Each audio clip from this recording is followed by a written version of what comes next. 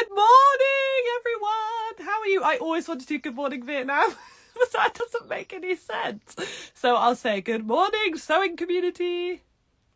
Okay, I'm just inviting our lovely Aileen. All right, I've just invited our lovely Aileen. Oh, she's there. Yay! Top marks, Aileen. That was perfect. That's a Sunday win, isn't it? Yeah, that is a Sunday win. A rare Sunday win. Yeah. They don't happen often, you know. Having time Exactly. to do this is like top notch too. Yay! How are you today? I'm really good. I'm really good. Despite the fact that I've been like up since ridiculous o'clock this morning. We've been doing some re-merchandising in the shop. So I had this bright idea that 7 a.m. on a Sunday morning, it was a good time to do it. But yeah, I'm feeling like I've achieved a lot this morning already. So yeah, so I'm good. It's all good. Yeah. Amazing. How far away do you live from your shop? You know, I literally live footsteps from my shop. Oh, that's the way to do it. I live above the original shop that we bought. So during the likes of lockdown and that, I literally like lived in this bubble where I was fulfilling orders from the place that I like lived and worked and eat and sleep. It was a bit crazy, but at the same time, it's really handy. I don't exactly have a commute on a Sunday morning. Oh, that's so lovely to hear, because you know, going downstairs or a few steps to work is definitely, I think, makes everyone's days a bit better, doesn't it? Yeah, and actually we've renovated this studio recently, and now it's like my secret happy place to come down, and I can bring my 3-year-old and she'll actually sit and colour in for a bit and I can sew. Now you'll know how amazing. That's like life goals right there, you know. Yeah, absolutely. Yeah, so I feel like really that's kind of achieved something for me. Oh, that's so lovely. Well, Aileen has been amazing because you've helped me the whole way through my motherhood journey, and you've really been there for me. Because how many months between them are, how old is Fern now? Fern turns 4 in August, so she's like 3.5 now, yeah. But we've had similar ages and stages of our 2 wee ones. So when we were tearing our hair out, we were consoling each other. Yeah, absolutely. I was like, is it meant to be this hard? Yeah, and you couldn't meet with people to ask them their opinions, so you relied on the kind of virtual contacts that you made. You know, absolutely. At the time when our kids were like hopping the walls of their cots. Yes, I do, and mine ended up in A&E. Yes, I remember. But you know, we took the sign off that day, so that's fine. Yeah, and it was like funny and not funny, but that's the kind of, we can bond over things that are not just sewing. Yeah, absolutely. Well, okay, we will talk about sewing because I'm sure not everyone wants to hear about our kids for half an hour. We'll save that for another time, just you and I. So I would love for me and everyone that's joining us to hear about your sewing story, how you started sewing and how it became this amazing shop that you now run. Yeah, so I actually started, I was thinking about this morning, and I learned how to sew in school. So when I was in primary school, I learned how to do hand sewing on gingham. I used to knit sweaters when I was about 8 years old. Now, if you ask me to knit a sweater, it'd be a bit like, that's a bit my mum was a prolific knitter. My aunts and my nana, they all made things and sewed and whatnot. So, but hand sewing is where I started out. But then I'm actually from the countryside in Ireland, and somebody, I don't know even who it was, somebody owned a machine, like a hand crank, old fashioned Singer sewing machine, but it got loaned around to all the people in the neighborhood. So no one really knew who owned it. But if someone wanted to make a pair of curtains or mend a pair of trousers, it got passed from pillar to post. And I just learned how to, you didn't have YouTube to figure out how to fill the bobbin, but I just figured it out, and I used to make things out of, you know, old curtains. There was no sewing shop or anything nearby, you know.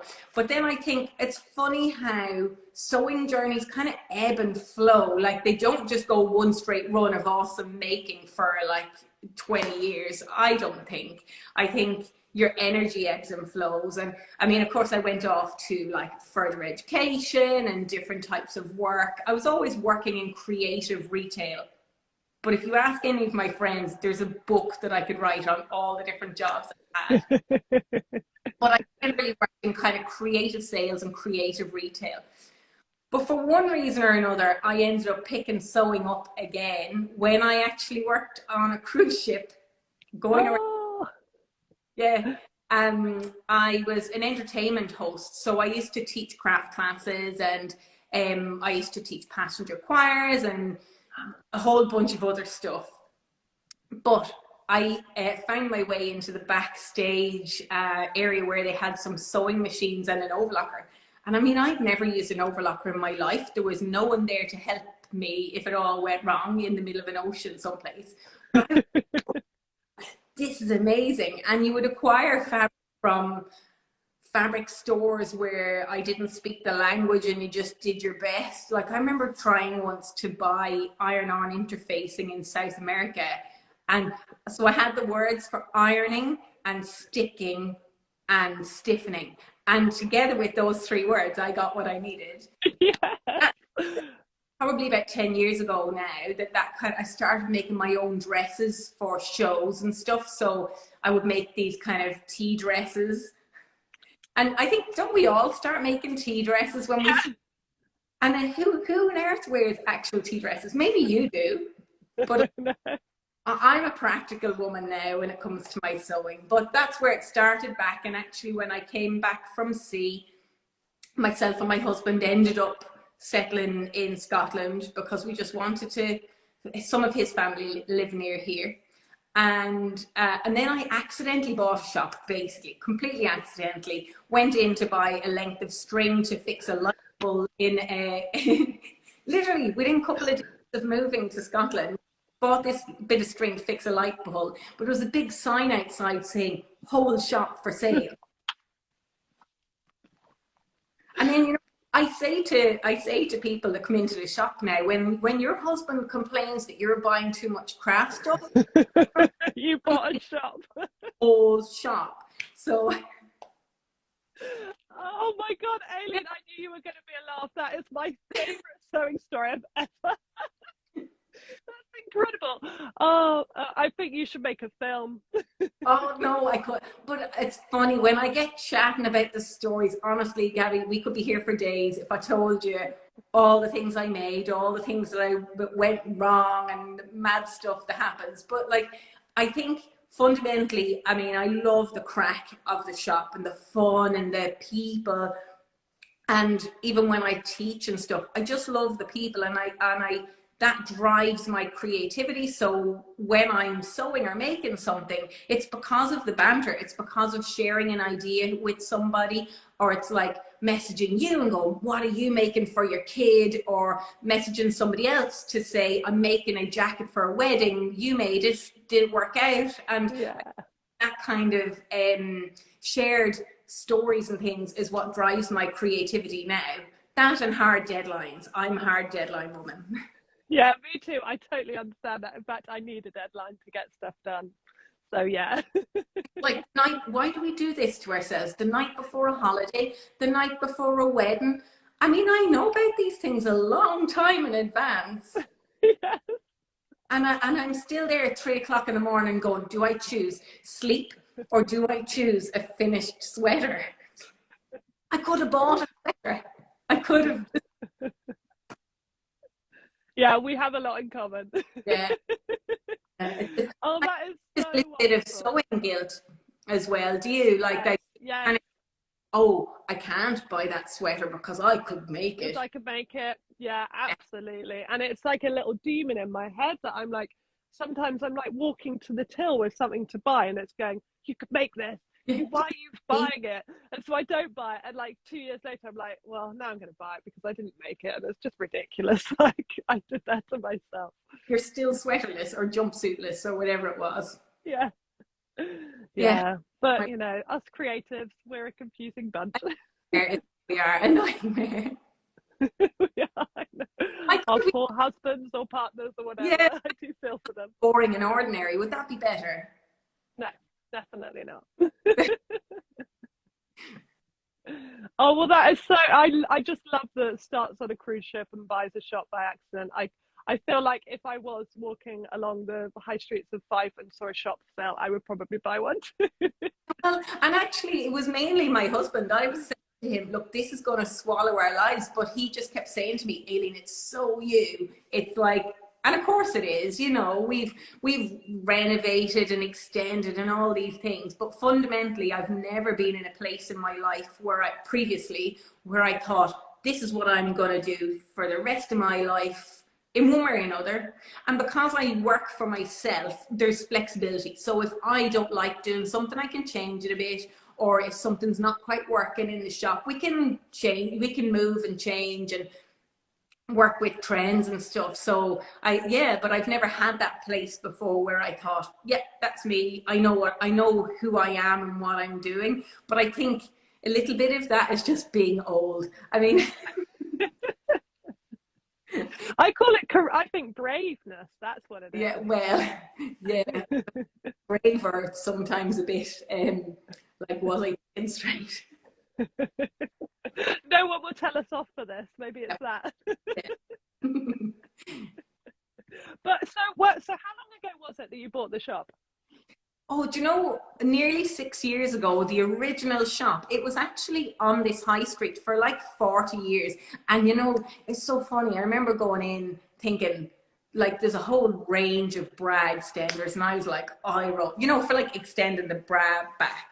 And I was like, major eye roll. I'm going to be stuck with them for the rest of my life. Well, actually, no, they're like one of our best sellers. But all this, you don't get old-fashioned haberdashery stuff in many places. Like, if you want to go in and buy some snaps and ribbons and zips and bits of stuff, you know, so I really love that about our shop, that we have all of those things. And as well, mending has obviously, like, is much more the way forward with our clothes.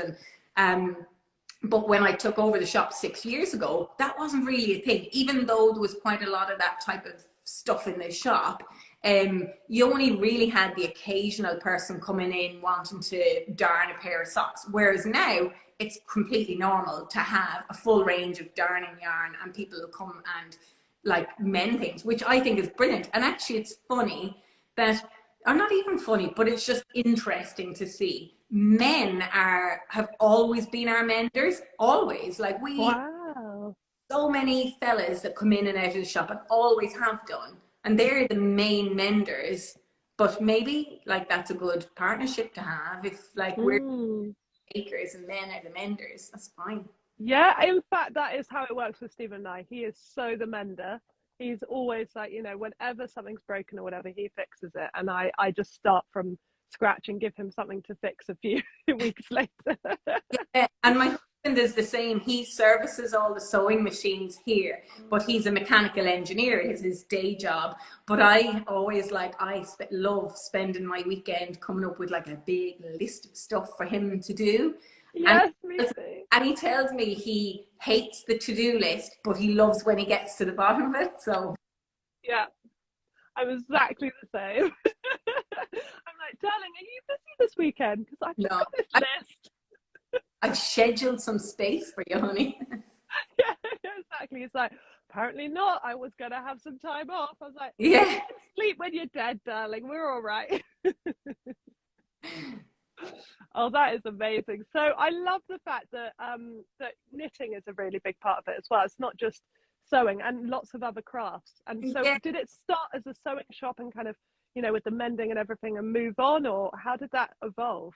So the original shop that we bought over only really had a little bit of fabric. It was mainly yarn and haberdashery. And you see, I crochet a lot. I used to knit a lot more. I don't as much now, because I'm like all for speed. Anything that's fast and gets, but you know, maybe I get it.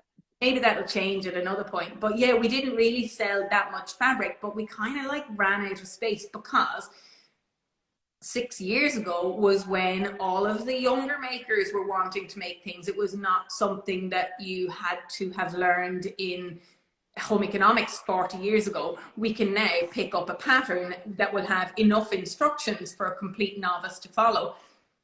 And that all happened in the last kind of 6 to 10 years. And so we started to like bring in more fabric, but run out of space to do it. So we took on a second shop 2 doors down from the first one and just filled it with fabric and filled it with a studio. And I don't know when I rested in the middle. Yeah, it doesn't sound like you did. Although you did have a baby at some point, so you must have had a few hours off. And you know, it was the day that we opened the fabric shop, and the second shop was originally just fabric, and the yarn and haberdashery was in the first shop, but they're right beside each other. And now everything's under one roof. We did a big development in lockdown. But on the day that we opened the fabric shop, and that was like 4.5 years ago, the very day my parents had come over from Ireland, my husband's parents had come up from Sheffield, and everybody was here. And we were like, yay, we've opened another shop, and yay, I'm pregnant. Oh, that's so lovely though, like new beginnings. That's wonderful. Yeah. It's been great, but I tell you, it's one heck of a challenge. It definitely gets easier the less that they wreck the place, because like babies start off being great. You can have them quietly in the background while you do run your payroll, but then they start to make noise and move. That becomes a problematic section. But then they're like, oh, just give me an iPad and some chocolate, mommy, and I'm fine. So now, and it just kind of like ebbs and flows. But I think as a woman running my own business, and yeah, I mean, I of course Fern's daddy is there, but he has a day job, and so it can be a lot to handle. I remember thinking I would see people like up and down the high street pushing buggies and things, and I was like, they are rock stars. They're rock stars. Yeah. They look happy. They look like they've had sleep. How do they do it? Yeah, don't know. I don't know. Help.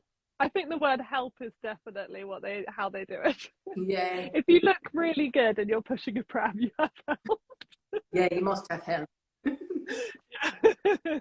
Oh, I really love the fact that it's a real family unit. So obviously, you know, everyone gets involved, and you have quite a team now as well, don't you? So yeah, how many people? Great. My team are so good that they've been here since like 7 and 8 o'clock this morning today, and they're just brilliant. Like, and you know, and they all have different talents and things as well. So it works together really well. And some are knitters, some are some sew, some are more crafty, and it just works really well. And because we kind of have such a diverse kind of range of customers and range of things that we do, and it just having that kind of type of talent amongst the team is brilliant, because well, people come in asking us to figure stuff out for them. They'll come in and say, I want to make a baby quilt. I don't know how to make it. I don't know even what I want. And I'm like, do you know the child? Do you know where? Hit me up with some details here, you know. But they want us to completely like solve their problem, which is fine. We love that. We love nothing better than like giving the customer what they think they need, and you know, it's really good. So yeah, the team are brilliant. They're great. Oh, that's like, how many are there of them? I have 2 full-time, and then I've got 2 full-time, 2 part-time, 3 part-time, but I have Victoria Sewing Nut, little Rosie Cheeks, teaches classes here. Oh yes, yeah, she does the kind of craft fairs and stuff, doesn't she? Oh yeah, exactly. Yeah.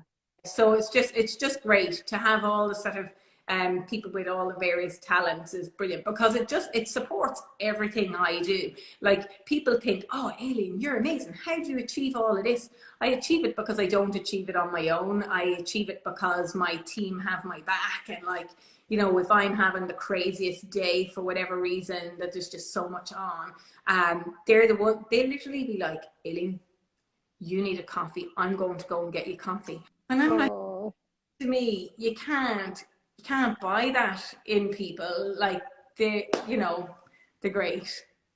Oh, that's so lovely. Well, obviously you're such a lovely person to work for, so I think it totally makes sense that they want to do good things for you, because, you know. Back on a Sunday morning.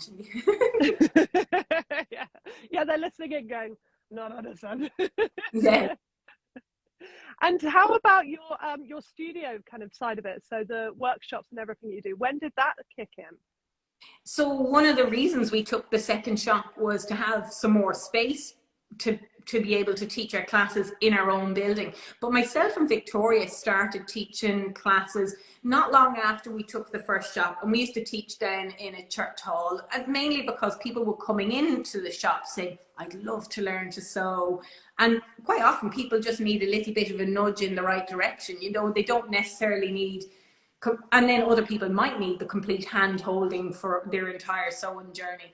But yes, we started teaching these classes together, but it's just, I really get a buzz out of working with the likes of Victoria because we work really hard to make the classes really as good as they can be. We work on the formats, and that's a really interesting working relationship with somebody that you can kind of work on the formats, work on kind of the duration of things and the content that you fit in. Is it going to work? I mean, there has been a huge change, obviously, in through lockdowns and things. We've only done a little bit of online teaching because I suppose, you know, when you feel your heart is not completely in that, of with a capital L, teaching people. Like, I think we're finishing some quilted jackets this Monday night. We, oh, they're amazing. They're amazing. We finished bag making. I was teaching kids this week as well. And I love seeing people turn out these completed projects and be proud of them. But yeah, so it's like always interesting that you can kind of do that and cultivate it to be how you want it to be. But yeah, so I love it. And I think that it works really well, that if people are inspired by your shop, you can say, well, hold on a second, I can also teach you how to use this stuff, you know, that you don't have to just look at it, and, you know, we can teach you how to use it.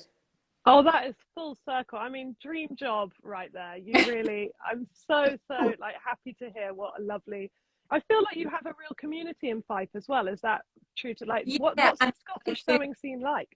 There's a great kind of community around here in our immediate area, but also in Scotland. You have So Scottish, and I think that people will travel a distance, even to shops over in Glasgow or Edinburgh or here. People will travel like 2 hours in their car. Well, I would. I mean, my family, everywhere I go, I'm like, hold on a second. If we just take a little diversion, we can spot a fabric shop over here. Yeah, I used to do that on tour. My whole band would be like, where are we going, Gabby? Like, I've done it. Just going by this little village. I'm sure you guys need coffee. It wasn't for the fabric shop. I just happened to see it when I got there. Yeah, I do it to my non-sewing friends all the time, and like they're patient with me because they're patient with me, but I don't know if they love it. Yeah, no, I feel exactly the same. I was like, oh, I definitely didn't Google this before. No. Yeah, but no, we have a great community here, and there's a great there's some really great kind of like business collaborations between makers and retailers and stuff, and I think there's sort of a good vibe about that. There's positivity, but I always think, like, if you just put your best foot forward, you'll invite all of that in, whether it's the community and the customers or the kind of business friendships and stuff. Yeah, I don't have my life is busy enough without trying to factor negativity into it as well. Oh, I completely agree. I think you put out a lot of positive energy, and it completely exudes from you. And I love, by the way, your displays, your window displays, whenever you show them, I'm so excited because you're always kind of following, you know, what's going on in the world, and they seem really topical and really important. And my favorite was that huge world you made.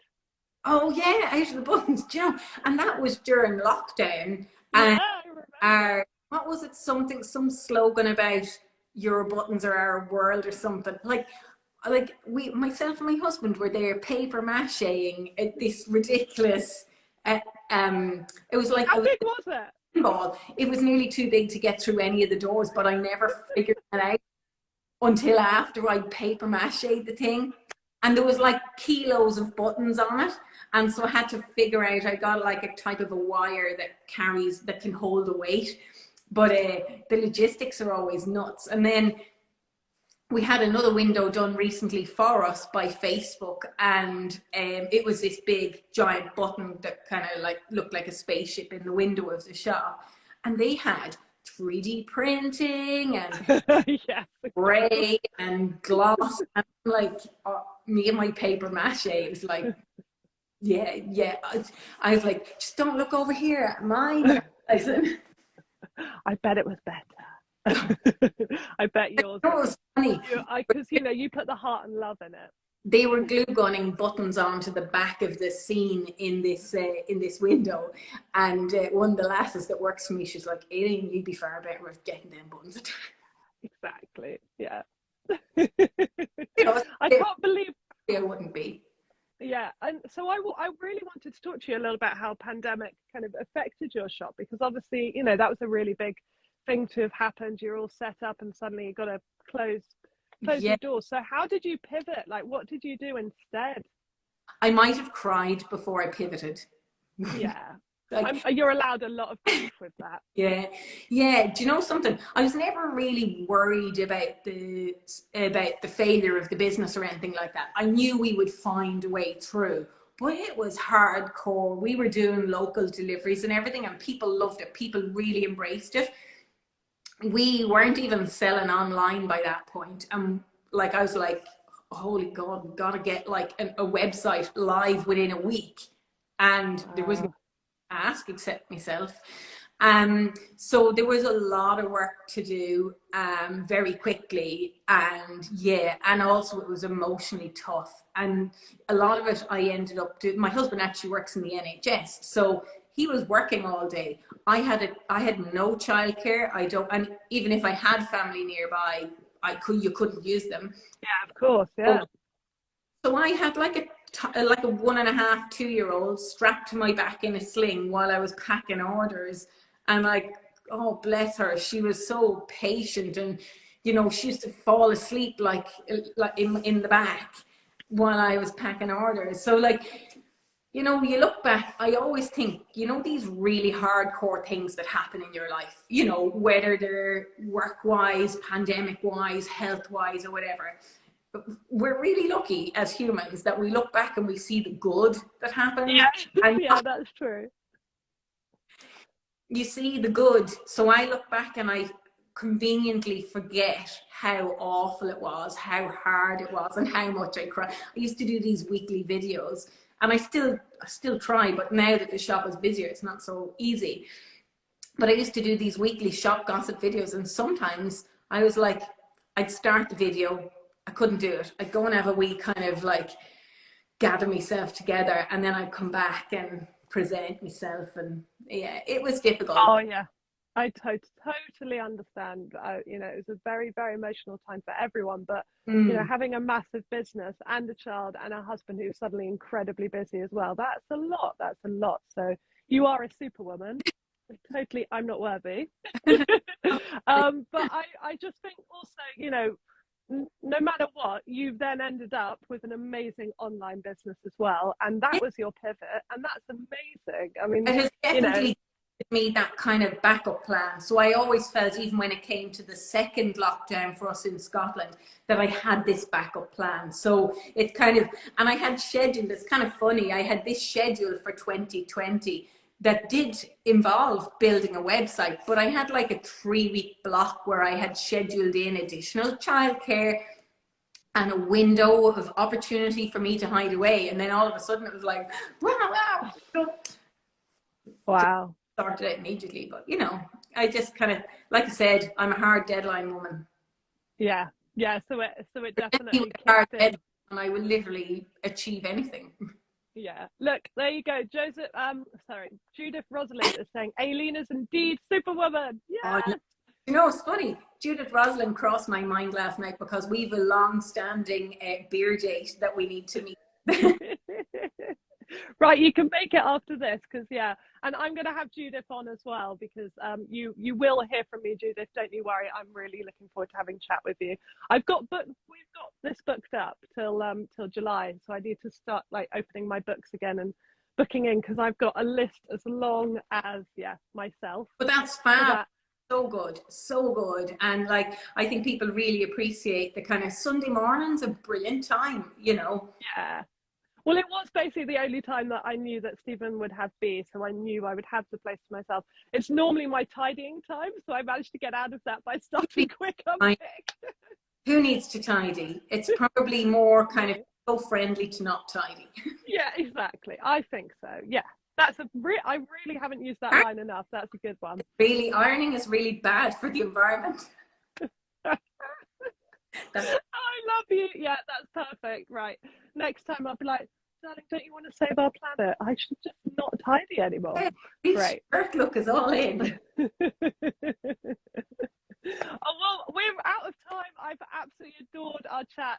I'm so pleased that came together because, as some of you probably know, I was scheduled to talk to someone else, but they are in a temporary accommodation while their house gets sorted. So she didn't have the right internet, and that's so fine because then I got to speak to you instead, and I'm really happy about that. Great. It's been really great, and it's been really nice to catch up.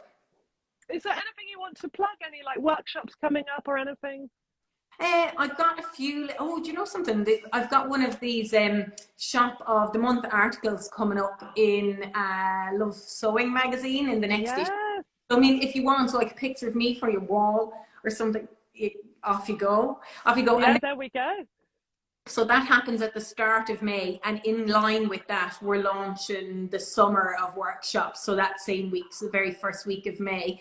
But it means that we're going to do loads of one-day things. So if you want to get in the car and come up from Sheffield or wherever it is for the day and do a workshop, you can, because there'll be, instead of kind of 6-week things over the summer, it's easier for people to join in with one-day things. So that's the plan. So one day. Oh, well, everyone look at those workshops. So they're coming online in May.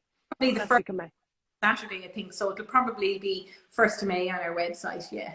Oh, lovely. Well, I'll make sure I share that too. Thank you. And yeah, I must do a quick shout out to our wonderful sponsor, Rainbow Fabrics. They've got another collection. I feel like every Sunday I'm like, they have another new collection. I get excited about it.